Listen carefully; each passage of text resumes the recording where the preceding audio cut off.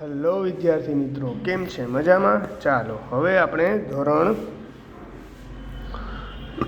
10 વિષય છે. ધોરણ 10 વિષય છે આપણો ગણિત, અને એમાં આપણે વાત કરી રહ્યા હતા સ્વાધ્યાય 12.2ની. તો આજે સ્વાધ્યાય 12.2ના જ અગત્યના દાખલા વિશેની આપણે આજે ચર્ચા અહીંયા શરૂ કરીશું ફરી વાર. તો બધાએ ધ્યાન દેવું. રેડી? ચાલો, પ્રશ્ન આપણો છે 7મા ક્વેશ્ચન સુધી આપણને કાંઈ વાંધો નહોતો, આપણે અહીંયા પહોંચી ગયા હતા. પ્રશ્ન કંઈક આવો છે કે 12 સેન્ટીમીટર, બધાએ ચોપડી સાથે લઈને બેસું. 12 સેન્ટીમીટર ત્રિજ્યાવાળા વર્તુળની જીવા કેન્દ્ર આગળ 120નો ખૂણો રાંતરે છે.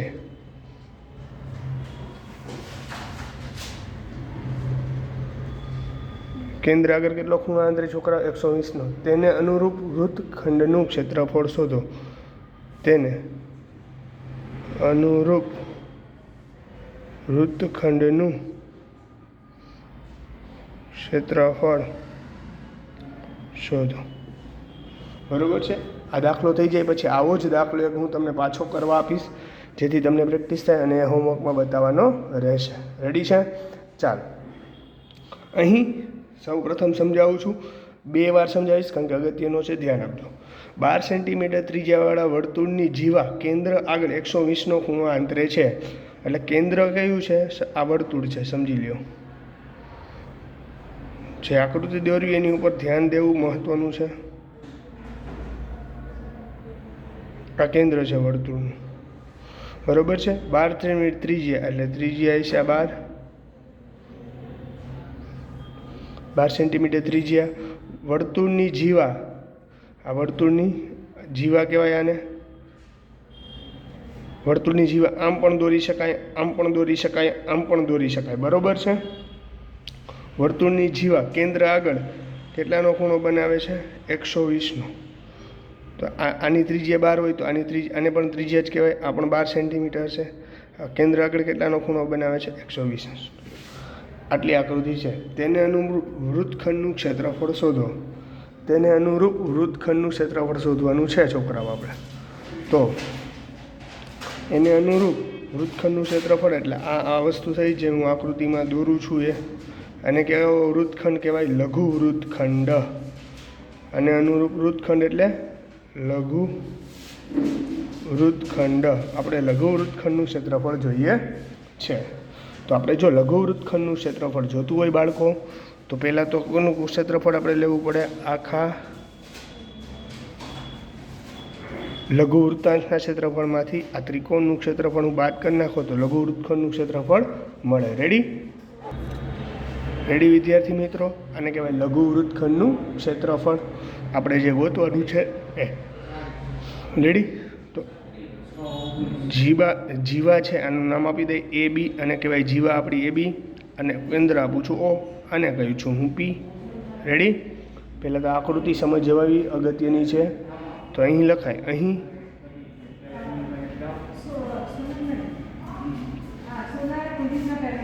વર્તુળની ત્રિજ્યા એને કહેવાય R, એ છે 12 સેન્ટીમીટર. રેડી છે? સમજાય છે? અને થીટા એટલે ખૂણો 120°નો છે. બરાબર છે? ધ્યાન આપજો. બરાબર? તો આપણે પહેલાં કોનું ક્ષેત્રફળ ગોતવું પડશે? લઘુ વૃત્તાંશનું ક્ષેત્રફળ. તો લઘુ વૃત્તાંશનું ક્ષેત્રફળ, લઘુ વૃત્તાંશનું ક્ષેત્રફળ એટલે થીટાના છેદમાં 360 ગુણ્યા પાઈ r². આમ થાય કે ન થાય? થીટા એટલે 120/360. આ ગયું. પાઈની કિંમત કેટલી? 3.14. આ વખતે કીધી છે, બરાબર? રકમમાં આવું કીધું છે, પાઈ બરાબર 3.14 લ્યો અને વર્ગમૂળ 3ની કિંમત 1.73 આવી રીતે કીધેલું છે. તો અહીંયા 3.14 પાઈ આરનો સ્ક્વેર ત્રિજ્યા એટલે 12 ગુણ્યા 12 થાય. સમજાય ને? 12નો વર્ગ થયો એટલે 2 વાર લખવા પડે ને. રેડી? આ 12 તેરી 36, 3 4 12 એટલે 3.14 ગુણ્યા 4 ગુણ્યા 12. આ બધાનો 12 ચોકુને 3.14 ગુણ્યા 12 ચોકુ 48.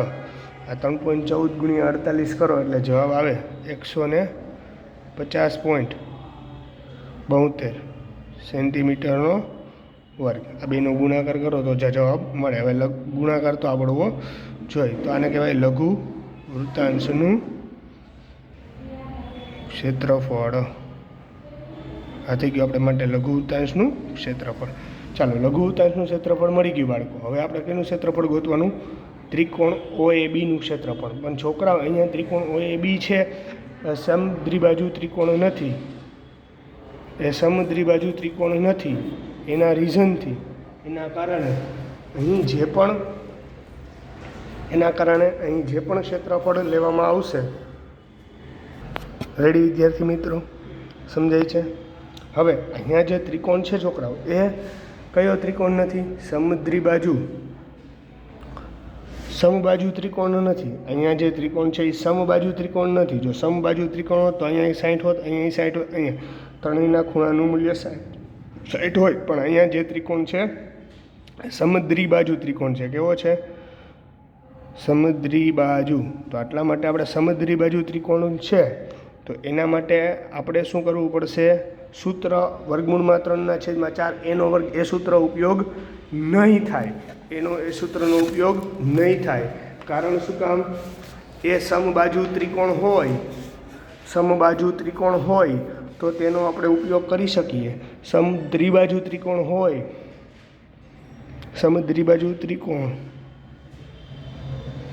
હોય તો એનો આપણે ઉપયોગ કરી શકતા નથી.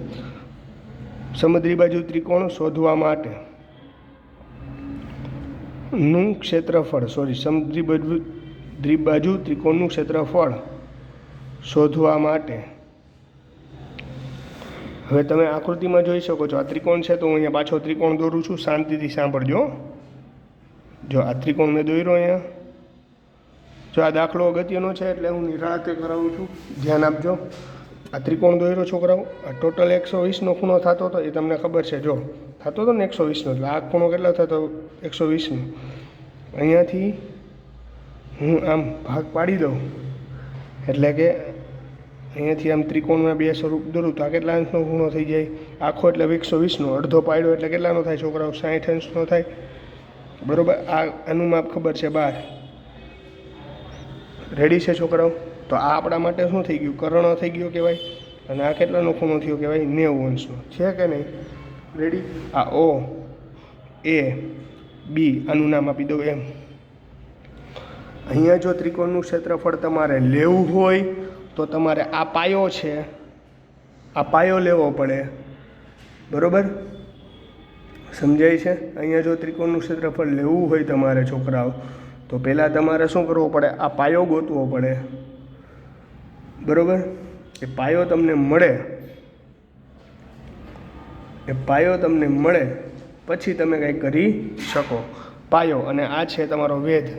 તો તમારે આની અંદર પાયો અને વેધ બે ગોતવા પડે તો તમે આનું ક્ષેત્રફળ 1/2 ગુણ્યા પાયો ગુણ્યા વેધ કરી અને તો તમે આનું ક્ષેત્રફળ મેળવી શકો. ધ્યાન આપજો. તો પહેલાં આપણે કોનું OM મેળવવા પડશે? બરાબર? OM મેળવવા પડશે. તો OM મેળવવા માટે આપણે શું કરવું પડશે? તમે વિચારો જી. તમારી પાસે બાજુ છે, એક ખૂણો છે, તો તમારે આનું માપ મેળવવું હોય તો તમે કંઈક ત્રિકોણમિતિનો આપણે દાખલાનો કેમ ઉપયોગ કરતા એવી રીતે આપણે ઉપયોગ કરીએ ને. તો અહીં ત્રિકોણમિતિનો જેમ ઉપયોગ કરતા એવી રીતે અહીંયા ઉપયોગ કરી લઈએ તો કે આ બાજુનું મૂલ્ય મેળવવું છે OMનું. કારણ કે OM શું છે? વેધ. અને આ શું છે? પાયો. 1/2 પાયો ગુણ્યા વેધવાળું સૂત્ર ઉપયોગ કરીને આનું ક્ષેત્રફળ ગોતી શકાય. તો અહીંયા પહેલાં વેધનું ક્ષેત્રફળ ગોતવું પડશે. OM શું છે? વેધ છે. ઓકે, સરસ. ચાલો, અહીંયા શું છે? 60. આ બાજુનું માપ મેળવ્યું છે તો કયું સૂત્ર ઉપયોગ કરું તો આ બાજુનું? તો કે sin θ ઉપયોગ કરીએ કે cos θ? ચાલો, તમે નક્કી કરો કયો ઉપયોગ કરીએ. Cos theta. કોસ થીટા પાસેની બાજુ છેદમાં કર્ણ. પાસેની બાજુ એટલે OM થાય, આપણે એ ગોતવાની છે, અહીંથી જોવાનું હોય ને. તો કોસ થીટા એટલે પાસેની બાજુ છેદમાં કર્ણ, આવું સૂત્ર થાય. કોસ થીટા, થીટાની જગ્યાએ કેટલા ખૂણો થાય? 60નો. પાસેની બાજુ, આની પાસેની બાજુ એટલે OM અને કર્ણ. કર્ણ એટલે આ છે આપણી પાસે, એનું મૂલ્ય છે 12. રેડી? તો કોસ 60 એટલે શું થઈ જાય છોકરાઓ? 1/2. જો આ કિંમત આવડવી જોઈએ. OM બરાબર શું થઈ જાય? 12. 12 આ બાજુ, 12 એકા 12. OM ગુણ્યા 2. આપણે OMને કરતાં બનાવીએ, વિરુદ્ધની બાજુ ઉપર જાય, ભેગા હોય નીચે આવે. રેડી? OMની વિરુદ્ધની બાજુ ઉપર, 12 ઉપર, ભેગા હોય નીચે. 2 6 12. તો OMની કિંમત કેટલી મળી આપણને? 6. આ કોની કિંમત મળી ગઈ છોકરાઓ આપણને? OMની. રેડી છે? ક્લિયર થઈ ગઈ વસ્તુ? કમ્પ્લીટ? સમજાય કે નથી સમજાતું? ચાલો આમાં આપણે કોની કિંમત ગોતી લેવાની છે હવે? એમની કિંમત. જો આ એમ આનું જેટલું માપ હોય એટલું જ આનું માપ હોય તો આપણને ઓટોમેટિક આખું મળી જાય. સમજાય છે? હું કહું આનું જેટલું પહેલાં OM ગોતી લીધો, હવે આટલું AM ગોતી લઉં તો BM એમને મળી જાય, કારણ કે આનું જેટલું માપ હોય એટલું જ આનું માપ છે. બરાબર છે? વસ્તુ સમજાય છે? તો હવે આપણે કોનો ઉપયોગ કરવો પડશે? પાછું ત્યાંથી પણ આપણે હવે AMનું મૂલ્ય જોઈએ ને. હવે આપણે કોનું મૂલ્ય જોઈએ? AMનું. તો હવે કોનો ઉપયોગ કરવો પડે? Sine theta. સામેની બાજુ છેદમાં કર્ણ. સામેની સાઇન થીટા. થીટા કેટલા હતા? 60. તો સાઇન 60. સામેની બાજુ કેટલા છે? AM. કર્ણ કંઈ ફરે નહીં, કર્ણ હોય OA, એટલે એનું માપ હતું 12. રેડી? સાઇન 60નું મૂલ્ય વર્ગમૂળમાં 3/2. AM/12. રેડી? હવે આને આ ક્રોસ ગુણાકાર કરો. 12 ગુણ્યા વર્ગમૂળમાં 3 બરાબર 2 ગુણ્યા AM થાય. આનો ગુણાકાર આની હારે, આનો ગુણાકાર આની હારે. આમાંથી કોને કરતાં બનાવવાના હોય? AMને. તો વિરુદ્ધની બાજુ ક્યાં જાય? ઉપર. ભેગા હોય ક્યાં આવે? નીચે. તો 2 6 12. તો AM બરાબર શું મળે આપણને? 6 વર્ગમૂળમાં 3. ક્લિયર થઈ ગયા? આ વસ્તુ સમજાય છે? પણ સર આપણે પાયો મેળવવા માટે તો આખાની જરૂર પડે. આખો પાયો છે, આખો. તો એટલે આપણે શું ગોતવું પડશે? AB. શું ગોતવું પડે? AB. તો આપણને આનું મૂલ્ય શું મળ્યું? 6 વર્ગમૂળમાં 3 મળ્યું. આ અડધાનું. તો આ અડધાનું ડબલ કરો એટલે આખાનું મૂલ્ય થઈ જાય ને. રેડી? એકદમ ક્લિયર છે વસ્તુ? સમજાય છે કે ઓછી સમજાય છે? રેડી? તો આ આખાની મૂલ્ય મેળવવું છે મારે.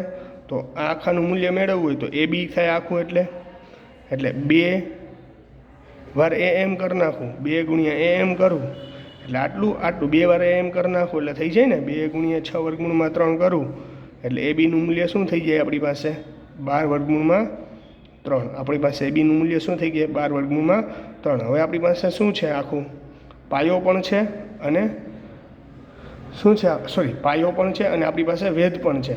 તો વેધ એટલે વેધનું મૂલ્ય શું હતું? OM. એ કેટલા હતા આપણી પાસે? OM બરાબર આપણને મળ્યા હતા 6. અને પાયો શું છે?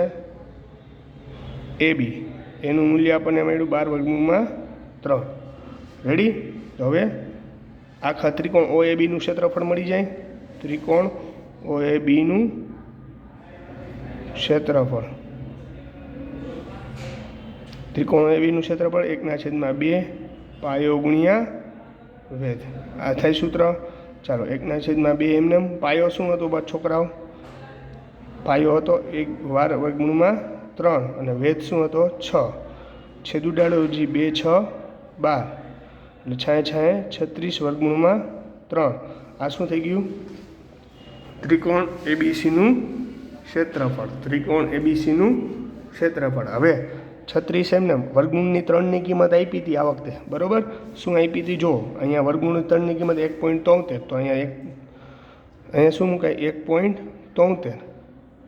આ બંનેનો ગુણાકાર કરો. આ બંનેનો જો ગુણાકાર કરો 36 ગુણ્યા 1.73 તો આવે જવાબ 62.28 સેન્ટીમીટરનો વર્ગ. આપણને શું મળ્યું? ત્રિકોણ OABનું ક્ષેત્રફળ. આ મળ્યું ત્રિકોણ OABનું ક્ષેત્રફળ. ક્લિયર છે એકદમ વસ્તુ? આ મળ્યું ત્રિકોણ OABનું ક્ષેત્રફળ. આપણે તો શું જોતું હતું છોકરાઓ? લઘુ વૃત્તખંડનું ક્ષેત્રફળ જોતું હતું. તો કે આખા વૃત્તાંશના ક્ષેત્રફળમાંથી ત્રિકોણનું ક્ષેત્રફળ બાદ કરી નાખું તો મને મળે લઘુ વૃત્તખંડનું ક્ષેત્રફળ. લખાય લઘુ વૃત્તખંડનું ક્ષેત્રફળ બરાબર લઘુ વૃત્તાંશ OAPBનું ક્ષેત્રફળ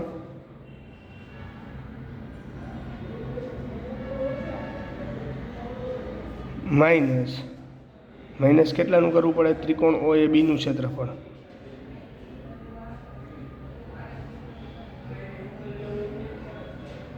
સમુદ્રી બાજુ. આ ત્રિકોણ કેવો હતો? સમુદ્રી બાજુ. ધ્યાન રાખવાનું. લઘુ વૃત્તાંશનું ક્ષેત્રફળ કેટલું હતું?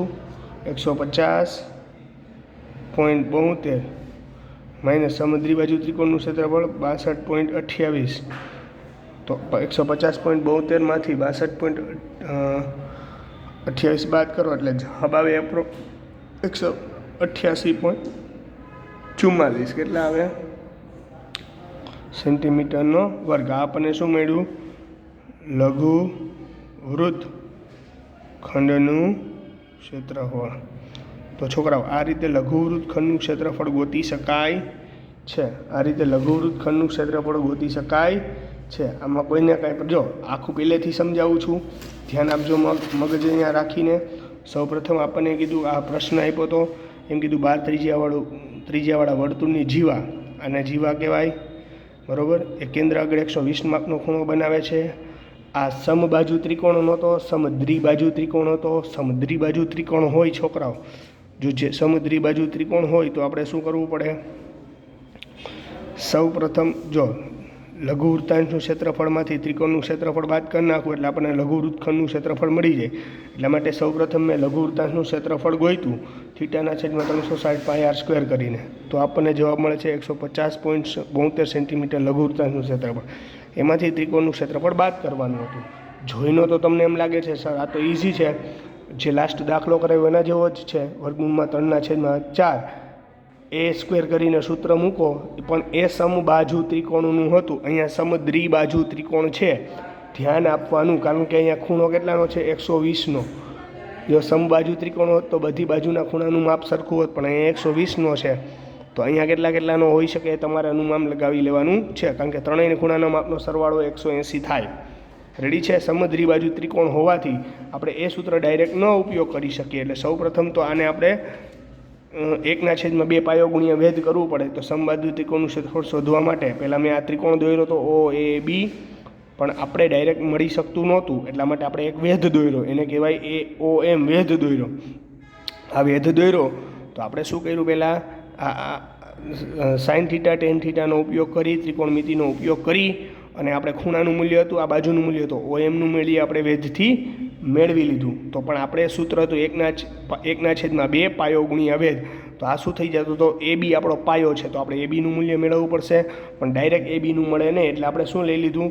cos sin θનો ઉપયોગ કરી અને AMનું મૂલ્ય મેળવી લીધું. કોનું મૂલ્ય મેળવી લીધું? AMનું. અને AMનું મૂલ્ય છોકરાઓ આપણે મેળવી લીધું. પછી આપણે AMને શું કર્યા છોકરાઓ? આપણે 2 વાર ગુણી નાખ્યા, એટલે આપણને આખું શું મળી ગયું? AB. રેડી છે? ક્લિયર થઈ ગઈ વસ્તુ? હવે આપણને વેધનું મૂલ્ય શું મળ્યું? 6, અને પાયો શું મળ્યો આપણને? AB 12/3.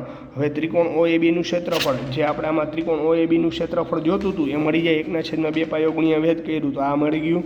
હા, અને આપણે શું છે? લઘુ વૃત્તખંડનું ક્ષેત્રફળ. તો આખા લઘુ વૃત્તાંશના ક્ષેત્રમાંથી ત્રિકોણનું ક્ષેત્રફળ બાદ કરી. લઘુ વૃત્તાંશનું ક્ષેત્રફળ OAPBનું ક્ષેત્રફળ અને સમબાજુ ત્રિકોણ AOBનું ક્ષેત્રફળ આ બાદ કર્યું એટલે આપણને મળ્યું લઘુ વૃત્તખંડનું ક્ષેત્રફળ. રેડી છે? ક્લિયર થઈ ગઈ એકદમ વસ્તુ? આમાં કોઈને કાંઈ ન સમજાત નથી આવડતું એવું કાંઈ હોય સ્વેચ્છાએ મને પૂછી શકો છો. રેડી? ચાલો, ગુડ બાય. ચાલો હજી એક દાખલાની હું રકમ લખી દઉં છું બાળકો.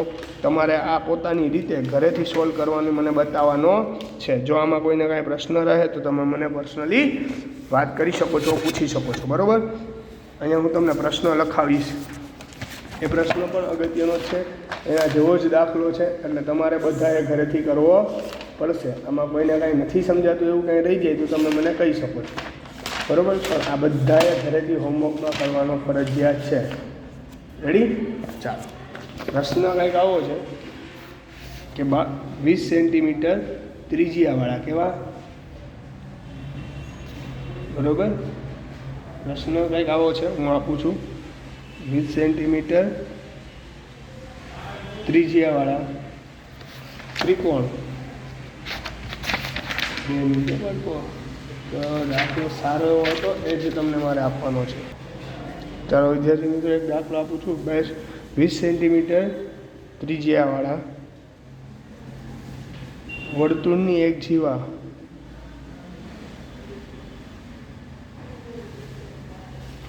કેન્દ્ર આગળ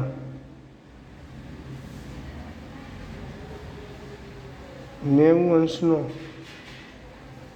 ખૂણો આંતરે છે.